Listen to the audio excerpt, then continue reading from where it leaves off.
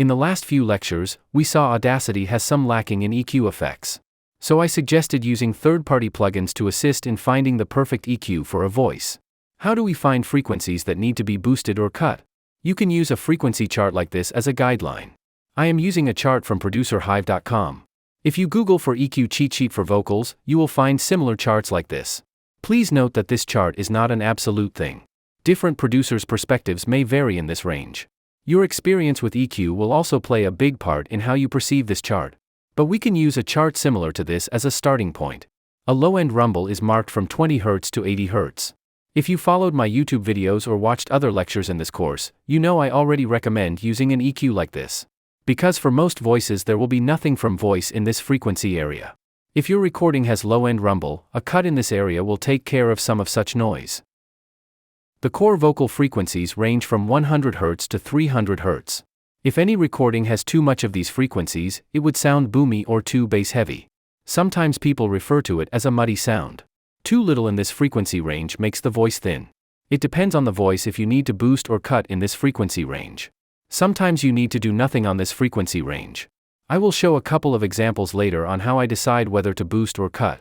EQ sweep and trusting your ear are the main techniques used to make the decision. 350 Hz to 600 Hz is labeled as boxy range. If the voice sounds boxy, you have to make a cut in this range. 1 to 4 kHz range sometimes adds clarity to the voice and sometimes introduces harshness. I often find myself making a cut in some frequency in this range to reduce some harshness. From 5K and above, it is labeled as presence and air. Oftentimes we make a boost in this area. In Audacity Filter Curve EQ, there is a factory preset called Treble Boost. When you add a similar EQ, it will make the sound crisp and crunchy. But you have to be careful about boosting in this range as it can make the voice too sibilant. In other words, it can introduce sharp S. Deciding which frequency to cut and boost requires ear training and lots of practice. I will give you some pointers on this course. You are watching a preview lecture on YouTube from my Advanced Audacity course. You can enroll in the course from this Buy Me a Coffee page.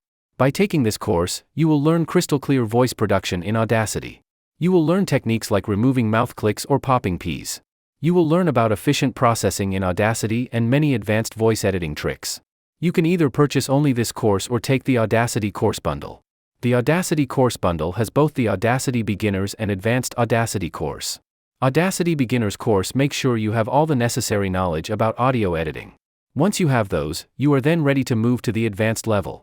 I recommend you take the bundle, so you will have all the information for your reference. I will put this link in the description.